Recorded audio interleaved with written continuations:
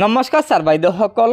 অসমত OPS পুনৰ প্ৰৱৰ্তনৰ দাবীত সদৌ অসম চৰকাৰী NPS কৰ্মচাৰী সন্থাই এটা বৃহৎ কাৰ্যসূচী গ্ৰহণ কৰিছে। হয়, এয়া চাওক, কৰ্মচাৰী সন্থাই জনাইছে যে OPS দিয়ক, ভোট লওক।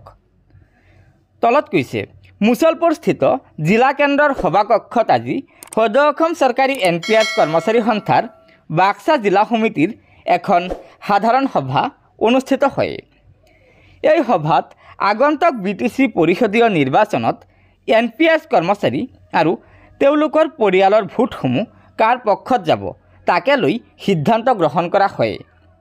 সভাত উপস্থিত থাকি সদৌ অসম চৰকাৰী NPS কৰ্মচাৰী সন্থাৰ সভাপতি অচ্যুতানন্দ হাজৰিকা ডাঙৰীয়াই কয় যে আমি BTC পৰিষদীয় নিৰ্বাচনৰ আগতে এখন অভিৱৰ্তন অনুষ্ঠান অনুষ্ঠিত কৰিম আৰু তাত ৰাজনৈতিক ব্যক্তিসকলক নিমন্ত্ৰণ দিম, যিসকলে পুৰণি পেঞ্চন নীতিৰ পক্ষত সমৰ্থন দিব। আমাৰ ভোটসমূহ সেইফালে যাব। OPS দিয়ক, ভোট লওক। BTC নিৰ্বাচনত এই নীতি হ'ব আমাৰ। ইফালে UPS নিবিচাৰোঁ বুলিও মত পোষণ কৰে ৰাজ্যিক সভাপতিজনে। তেওঁ কয় যে UPSত NPSৰ দৰেই ডাঙৰ এটা সংখ্যা জড়িত হৈ আছে। যেতিয়ালৈকে পুৰণি পেঞ্চন নীতি প্ৰৱৰ্তন নহ'ব তেতিয়ালৈকে আমাৰ এই সংগ্ৰাম চলি থাকিব।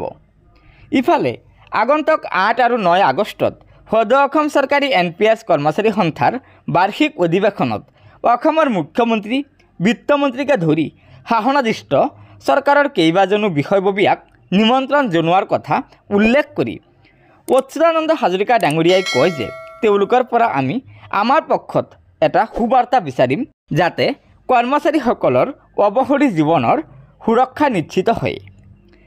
আজিৰ এই সভাত সদৌ অসম চৰকাৰী NPS কৰ্মচাৰী সন্থাৰ সভাপতি অচ্যুতানন্দ হাজৰিকা ডাঙৰীয়া, বাক্সা জিলা সমিতিৰ সভাপতি অনিল কুমাৰ বসুমতাৰী, সাধাৰণ সম্পাদক ফুংখা বসুমতাৰী সহ বিষয়ববীয়াসকল আৰু অৰ্ধ শতাধিক সদস্য উপস্থিত থাকে। গতিকে ছাৰ বাইদেউসকল, আপোনালোকে নিশ্চয় জানিব পাৰিলে যে আগন্তুক BTC নিৰ্বাচনৰ প্ৰাকক্ষণত সদৌ অসম চৰকাৰী NPS কৰ্মচাৰী সন্থাই এটা বৃহৎ সিদ্ধান্ত গ্ৰহণ কৰি ঘোষণা কৰি কৈছে যে OPS দিয়ক, ভোট লওক। অৰ্থাৎ অসমৰ যিটো ৰাজনৈতিক দলে NPS কৰ্মচাৰীসকলক OPS প্ৰদানৰ প্ৰতিশ্ৰুতি দিব, সেই ৰাজনৈতিক দলকে NPSৰ অধীনস্থ চৰকাৰী কৰ্মচাৰীসকলে আৰু তেওঁলোকৰ পৰিয়ালে ভোট প্ৰদান কৰিব বুলি ঘোষণা কৰিছে।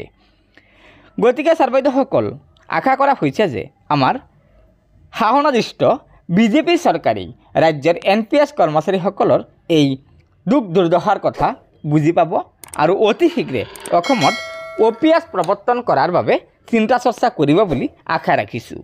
গতিকে লগৰ বন্ধুবৰ্গক ভিডিঅ'টো শ্বেয়াৰ কৰি আজিৰ এই গুৰুত্বপূৰ্ণ খবৰটো জনাই দিব আৰু নতুনকৈ অহা ছাৰ বাইদেউসকলক অনুগ্ৰহ কৰি আমাৰ এই চেনেলটো ছাবস্ক্ৰাইব কৰি ল'ব। ধন্যবাদ। জয় আই অসম।